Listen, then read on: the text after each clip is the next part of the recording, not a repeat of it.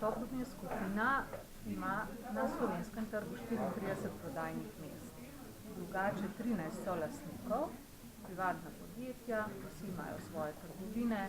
Iz naših podatkov se tudi vidi, da smo prisotni skoraj na celotnem trgu v Sloveniji. Naša prodajna mesta nudijo programe od gradbenega materiala, sanitarne opreme, keramike, materialov za urejanje okolice. Tako da na enem mestu stranke res lahko dobijo vse. Delujemo pa že 25 let, tako kot smo na štartu povedali. Zaposlenih imamo 498 v celotni skupini, tako da predstavljamo kar resnega in velikega igralca na slovenskem trgu.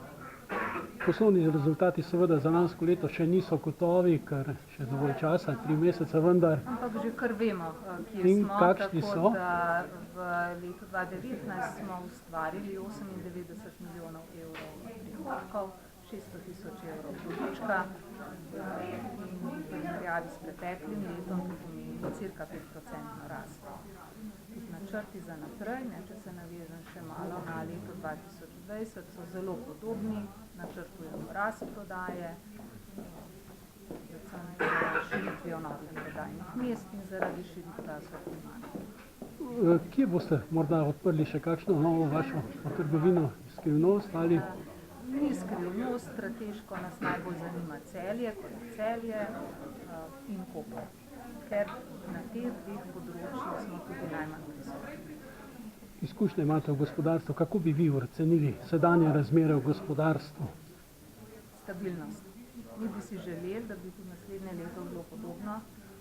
Trg ne raste, več tako, kot je mogoče 2 leti nazaj. Tudi ne načrtujemo ali pa ne pričakujemo, da bi trg padel. Naša ocena je stabilnost.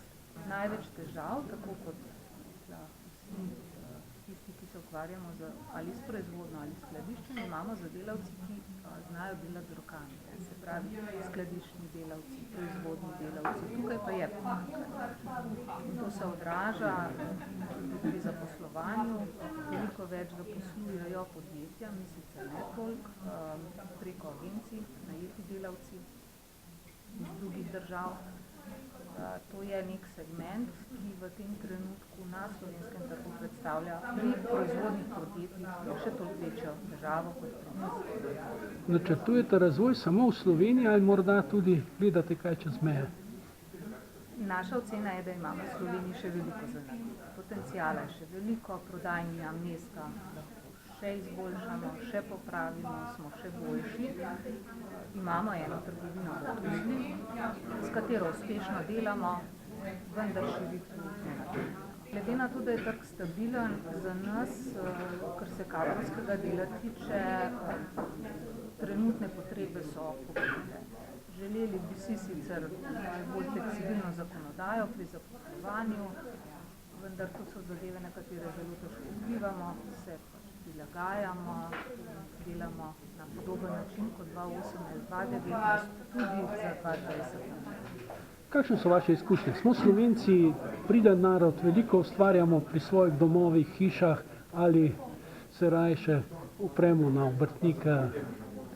Glede na to, da naši podatki tudi kažejo, prodaja 40%, maloprodajnimi strankami 60%, da še vedno Slovenci zelo radi, tudi sami gradimo, tudi sami kupujemo blago, tako da ne verjamem, da se bo v parih letih to bistveno spremenilo.